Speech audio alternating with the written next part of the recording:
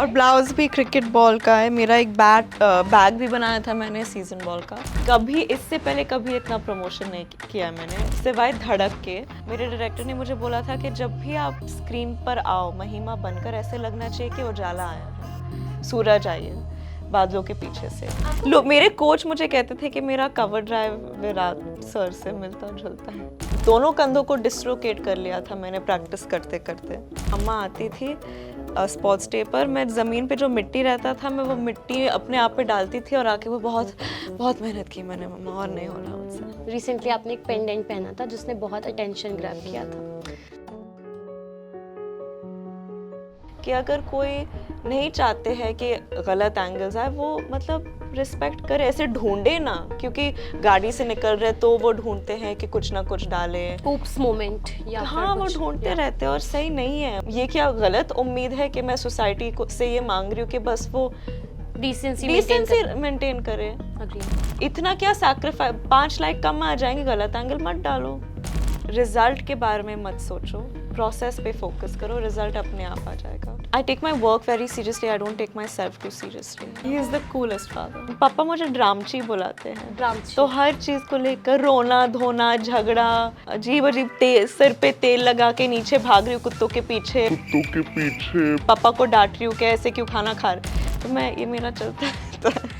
Hello hi, welcome to ABP. मेरा नाम भावना है और इस वक्त मेरे साथ है Janhvi Kapoor, one and only Janhvi Kapoor. Janhvi, आप बहुत ही जोश और खरोश के साथ मिस्टर एंड मिसेस माही का प्रमोशन कर रही हैं। हम आपकी साड़ी में भी देख सकते हैं बॉल्स बने हुए हैं आई थिंक। हाँ, और ब्लाउज भी क्रिकेट बॉल का है। मेरा एक बैग भी बनाया था मैंने सीजन बॉल का। सीरियसली? हाँ। जब आप वोट देने गए थे ना, तब भी हमने देखा कि आपके दुपट्टे में भी आई थिंक सॉन्ग मेंशन था। यस, सॉन्ग मेंशन था। सो कितना एक्साइटेड है आप मिस्टर एंड मिसेस माही को लेकर? बहुत एक्साइटेड। जैसे कि आप देख सकते हैं, आई डोंट थिंक मैंने किसी भी फिल्म की प्रमोशन ऐसे की है इससे पहले। इनफैक्ट फिल्म शूटिंग तक मुझे बहुत मज़ा आता है। मैं मेरे काम को जानती हूँ, वो पूरे प्रोसेस में मैं जोश लगा के ईमानदारी से काम करती हूँ। लेकिन हर एक फिल्म के प्रमोशन के वक्त मैं डर जाती हूँ, क्योंकि मुझे ज़्यादा बात करना पसंद नहीं, ज़्यादा दिखना इतना पसंद नहीं। तो प्रमोशन में थोड़ी, मैं ये नहीं कहूँगी कि आलसी हो जाती हूँ, लेकिन सोशल एंजाइटी हिट करती है। सोशल एंजाइटी भी नहीं, बस मुझे लगता है कि खुद कोई अपना ढंडोरा कैसे पीटे अपने काम का, तो मैं बस चुप हो जाती हूँ। या कभी इससे पहले कभी इतना प्रमोशन नहीं किया मैंने, सिवाय धड़क के। और धड़क के टाइम पे भी ईशान मेरे साथ था, तो मैं उसी को बात करने देती थी, मैं चुपचाप कोने में बैठी रहती थी। लेकिन अभी आई थिंक ये फिल्म मेरे करियर के लिए, हम सब के लिए इतनी स्पेशल है, और मेरा ये मानना है कि इतनी खूबसूरत और ज़रूरी फिल्म है ये। इसका जो मैसेज है, तो मैं धूमधाम से जोश लगा के मेरे पर्सनालिटी से बाहर निकल के प्रमोट करने की कोशिश कर रही हूँ। यू नो व्हाट, अभी इस इंटरव्यू में हम आगे आपकी पर्सनालिटी के बारे में भी बात करेंगे।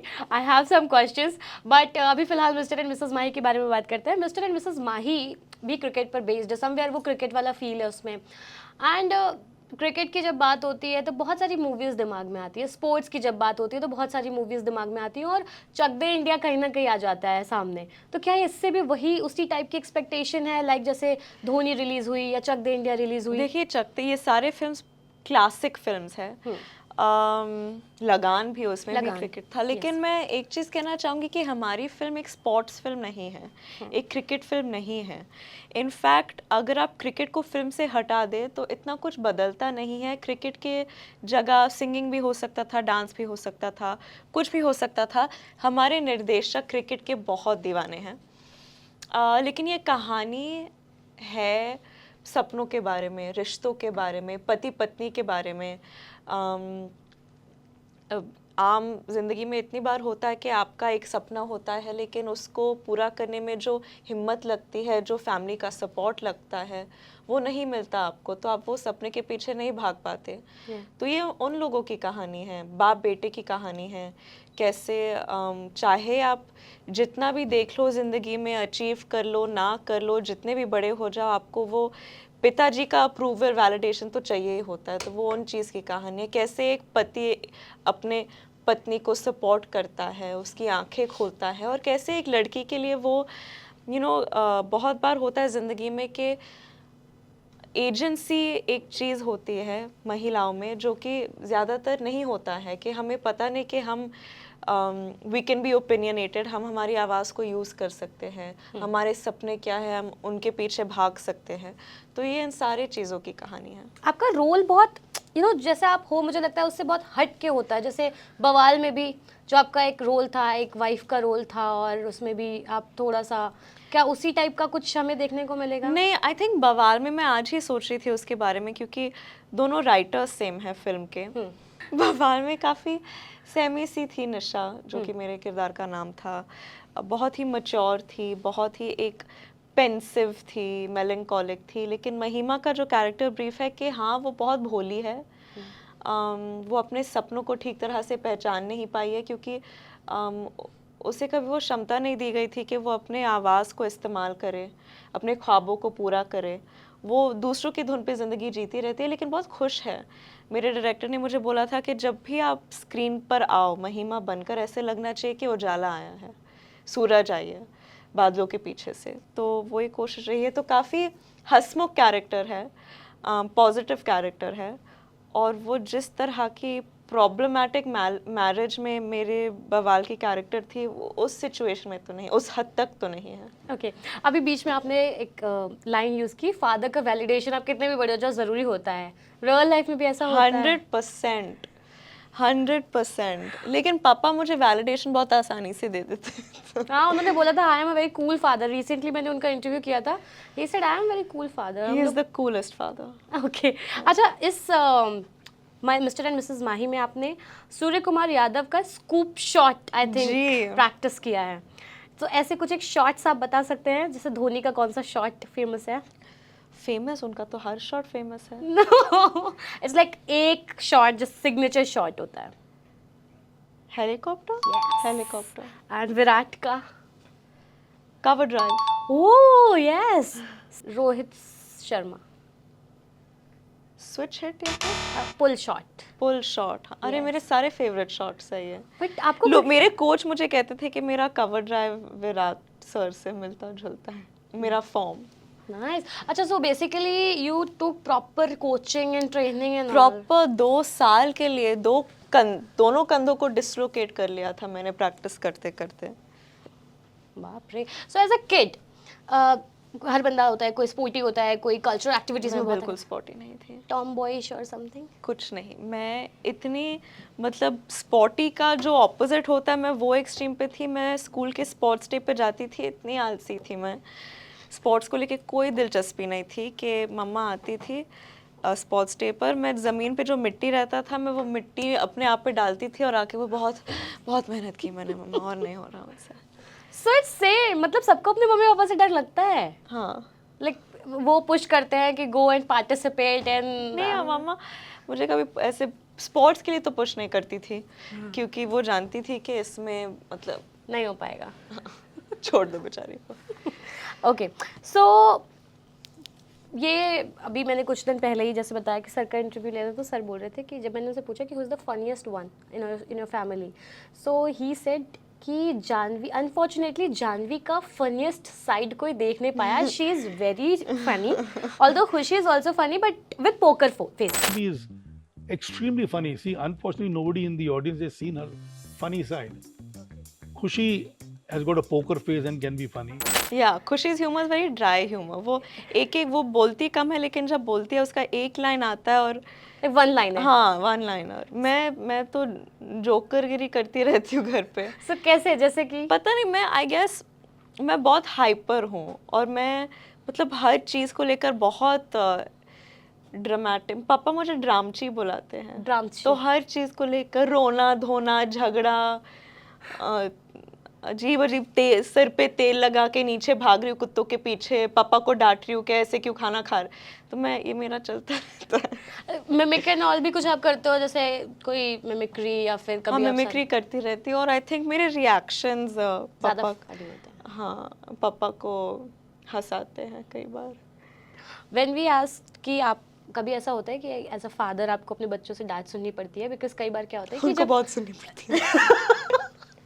He said same. आप इतने इवेंट्स में जाते हैं ना, प्रेस इज ऑलवेज देयर, तो वहाँ पर किसी आपने कोई ऐसी स्टेटमेंट दे दी हो और फिर आप जब घर आए हो तो आपके बच्चों ने या फिर आपकी फैमिली ने बोला हो कि यार ये नहीं बोलना था? कई बार हुआ है, कभी कभी कैरियर में होकर मैं कुछ ज़्यादा बोल देता कई बार ऐसा होता है कि जब आप मीडिया में जाते हैं, जब आप किसी भी इवेंट में जाते हो तो मीडिया होती है बहुत सारी और आपसे सवाल पूछ लिया जाता है और आप जवाब दे देते हैं, बट कई बार आपके किड्स को वो पसंद नहीं आता, जो कि हम लोगों के सबके जनरल घर में होता ही है, और फिर घर वापस आने के बाद उनकी क्लास लगाई जाती है कि आपने ऐसा क्यों कह दिया, क्योंकि आपको हाँ नहीं ये कहना। बहुत हुआ है। और पापा बेचारे, उनकी नीयत बहुत अच्छी है हर चीज़ को लेकर, और वो ना नहीं बोल पाते हैं। तो जब भी कोई भी उनको इंटरव्यू के लिए पूछता है, वो बोलते हैं कि अरे मैं इतने प्यार से पूछा, मैं ना कैसे बोलूँ। और फिर जब वो उनसे बातचीत करने लगते हैं, वो भूल जाते हैं कि ये चीज़ रिकॉर्ड होने वाली है और फिर पूरी दुनिया देखने वाली है।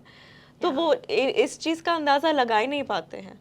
वो मैंने बोला कि आपने ये पूरे नेशनल टेलीविज़न पर क्यों बोला? उन्होंने कहा कि क्योंकि उन्होंने मुझसे पूछा, मैं झूठ थोड़ी ना बोल सकता हूँ। तो मैंने बोला कि आपने पूरा एक्सपोज़े कर लिया, झूठ बोल दो कैमरे के सामने। लेकिन नहीं, खैर उनकी नीयत तो साफ़ है, लेकिन ये भी अभी मजाक ही बन गया घर पे।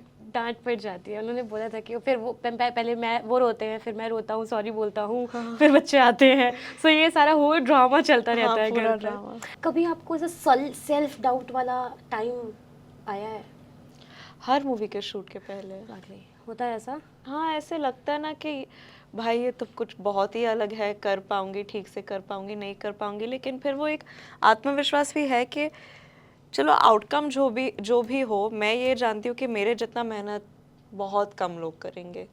और उस चीज़ में भी काफ़ी वैल्यू होती है। अगर आप अपने काम को सही नीयत से, ईमानदारी से, मेहनत से करो, तो उससे बढ़कर और कुछ नहीं हो सकता। इनफैक्ट धोनी सर का एक कोट है कि रिजल्ट के बारे में मत सोचो, प्रोसेस पे फोकस करो, रिजल्ट अपने आप आ जाएगा। तो मेरा यही वसूल है लाइफ में।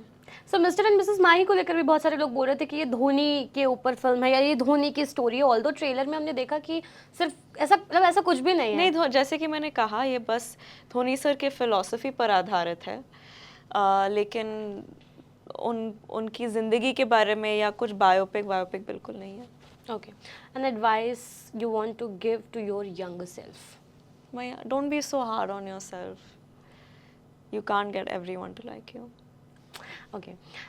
You also opened up about how media sexualized you when you were 12 or 13 years, right? I think I got the age wrong. I think the age that I meant was just when जब social media का boom हो रहा था। I think मैं 14-15 की थी। 14-15 या शायद actually या maybe 13-14, I'm not sure. Yeah. But अभी boom हो रहा था, अभी Instagram पर मतलब हाँ चीज़ें आ रही थी। अग्री। सो अब तो वो पैप वाला ज़माना भी बहुत है कि हर जगह आपको कैमरा आपका पीछा कर रहा होता है।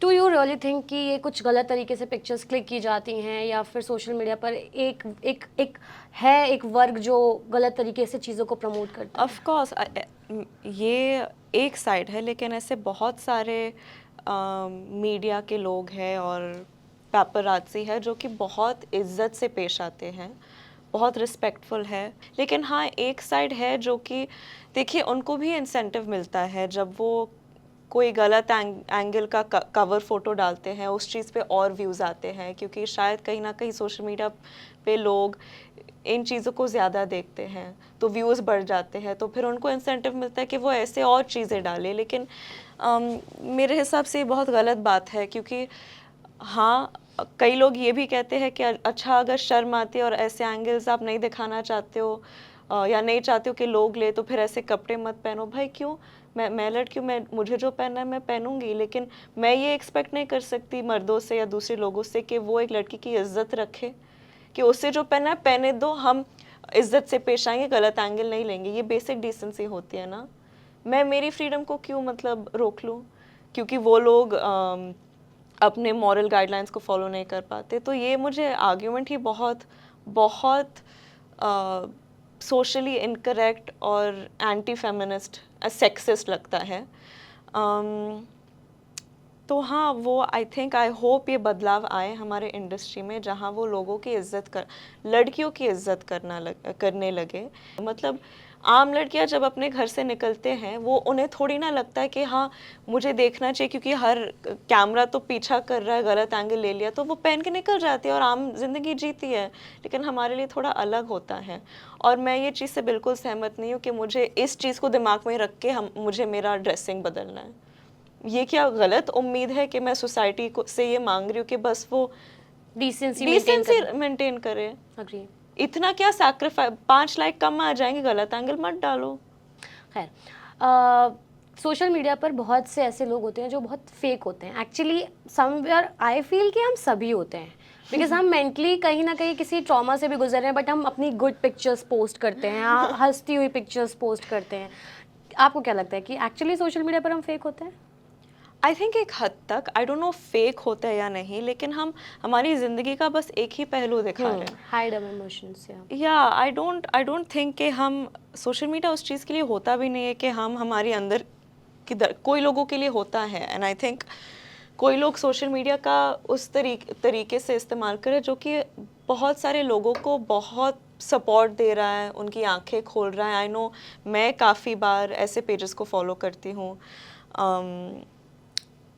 लेकिन हाँ, मैं इतना सोचती नहीं हूँ ऑनेस्टली सोशल मीडिया के बारे में। मेरे काम के लिए मैं उसे इस्तेमाल करती हूँ। कई कभार जब ऐसे लगता है कि बहुत अच्छी पिक्चर ले ली है मैंने, तो डाल देती हूँ बस। And what about social media trolling? जब भी कोई भी पिक्चर पोस्ट करोगे आप, whether it is in sari, whether it, मतलब वट एवर यू पोस्ट, कोई ना कोई लोग आकर के कुछ गलीज बात बोलते ही हैं, डाउन द लाइन बात बोलते ही हैं। लेकिन मुझे इतना भी फ़र्क नहीं पड़ता। That's nice. या क्योंकि मैंने देखा है, और अभी 5-6 साल हो गए कि ये होते जा रहा है। कई लोग बस बोलने के लिए बोलते हैं, उनको भी एक तरीके से इम्पोर्टेंस मिल जाता है ना, और टाइम पास हो जाता है। लेकिन अफसोस की बात ये है कि उनको लगता है कि नफ़रत फैलाने से और मज़ा आता है किसी की अच्छाई करने से। तो बस ये, but I guess it's human nature, मैं इतना नहीं सोचती हूँ। कई बार वो चीज़ सेंस भी नहीं बनाती जो वो कह रहे हैं। अच्छा, कई बार बहुत इस बात पे बहुत डिबेट होती है, स्पेशली कि you are from certain family तो तुमको बहुत एडवांटेज मिल गई, but if we see this thing from a different lens, जब कोई किसी फेमस फैमिली से डेब्यू करता है या आने वाला होता है तो उसके पास बहुत बैगेज भी होता है। इज़ इट ट्रू कि वो बहुत सारे एक्सपेक्टेशंस के साथ आ रहा होता है, लोगों की, इंडस्ट्री के अंदर के लोगों की? Plus of course I don't think, देखिए there two sides to every coin. मैं बस मेरे एक्सपीरियंस के बारे में बात कर सकती हूँ क्योंकि मैं और कुछ जानती नहीं हूँ। ऑफ कोर्स हम दोनों चीज़ों को कंपेयर नहीं कर सकते कि हमारे साइड का जर्नी और मुश्किल है या वो ज़्यादा मुश्किल है। फ़र्क ये है कि हमें शायद आसानी से मौके मिलते हैं, लेकिन इसका प्राइस ये है कि हमें वो मौका नहीं मिलता है कि हम लोगों को सरप्राइज़ कर पाएँ। क्योंकि लोग पहले से हमारे बारे में बहुत कुछ जानते हैं, और बी, वो हर काम को इस नज़रिए से देखते हैं कि इसको तो ये मौका आसानी से मिला है, बहुत सारा एक्सपोजर है, बहुत मदद मिला होगा इससे, तो वो एक स्क्रूटनी के नज़रिए से देखते हैं कि क्या सही हो रहा है, क्या गलत हो रहा है, क्या हर चीज़ को हमें वो प्रिविलेज या वो लग्जरी नहीं मिलता कि हम आके कुछ भी करके लोगों को सरप्राइज़ कर सकते हैं। जो कि शायद वो दूसरे साइड के लोगों को छूट ज़्यादा मिलती है वैसे। लेकिन इससे बड़ा फ़र्क ये है कि उनको मौके इतने आसानी से नहीं मिलते, और जब मिल भी जाते हैं तो अटेंशन इतना नहीं मिलता। So I think it's a much harder journey when you are from the outside to get a break. तो हम कंपेयर नहीं कर सकते। हाँ, मैं यहाँ बैठ के रो सकती हूँ कि बहुत प्रेशर है, लेकिन एटलीस्ट मुझे मेरे सपनों को जीने का, फिल्म सेट पे होने का मौका इतनी आसानी से मिला है। अभी आप like you are unfiltered somewhere, आप कुछ भी चीज़ होती है तो ओन करते हो। रिसेंटली आपने एक पेंडेंट पहना था जिसने बहुत अटेंशन ग्रैब किया। So I just wanted to ask you what quality makes you you? What quality makes me me? Yes, the one quality which I think that I take my work very seriously. I don't take myself too seriously. I'm like, yeah, I think I'm pretty simple like that. Simple, okay. One movie जो आप करना चाहती हैं Shri ma'am की, जो जिसका remake बने and क्यों वांट किया? आई डोंट थिंक मुझे या किसी और इंसान को या एक्टर को उनकी कोई भी फिल्म करनी चाहिए। रियली? या सो सर सेड कि मिस्टर इंडिया 2 बन सकती है, so actually we were expecting कि हो सकता है कि उसमें आप दिखो या ऐसा कुछ। मुझे इस चीज़ की वो आपको पता है ना, वो बोलते पता नहीं क्या बोल रहे हैं, मुझे कोई आइडिया नहीं है। Okay, the last question would be, as an actress ma'am की ऐसी एक क्वालिटी जो आप लेना चाहो, मे बी वो अभी नहीं है आप में, बट वो आप चाहो कि आप धीरे धीरे धीरे डेवलप कर आई पाओ। थिंक वो 400 फिल्म्स करने के बाद जो फिनेस आता है उनके क्राफ्ट को लेकर, जो अवेयरनेस अलॉन्ग विथ स्पॉन्टेनिटी, वो एक कॉन्फिडेंस जो आ जाता है, आई थिंक वो 400 फिल्म्स के एक्सपीरियंस के बाद एक कलाकार कैसे परफॉर्म करता है, मुझे वो स्किल चाहिए। वो स्किल चाहिए। कभी कोई वेब सीरीज करने में इंटरेस्टेड हैं आप? ऑफ कोर्स, अगर स्क्रिप्ट अच्छी हो। कूल। मिस्टर एंड मिसेस माही के बारे में कुछ जो भी आपको कहना है प्लीज कह लीजिए। मिस्टर एंड मिसेस माही एक बहुत ही प्यारी फैमिली फिल्म आ रही है आपके नज़दीकी सिनेमा घरों में on the 31st of May। ये कहानी है सपनों के बारे में, पति पत्नी के बारे में, अरेंज मैरिजेस के बारे में, फैमिली के बारे में, और इसमें सब कुछ है, रोमांस, गाने, कॉमेडी, ड्रामा, थोड़ी सी क्रिकेट। प्लीज़ देखिएगा, बहुत मेहनत और ईमानदारी से बनाई गई है। And thank you for watching this video. Thank you, Janvi, for giving your time. Thank It you. was really wonderful. Thank Really. you. Thank you.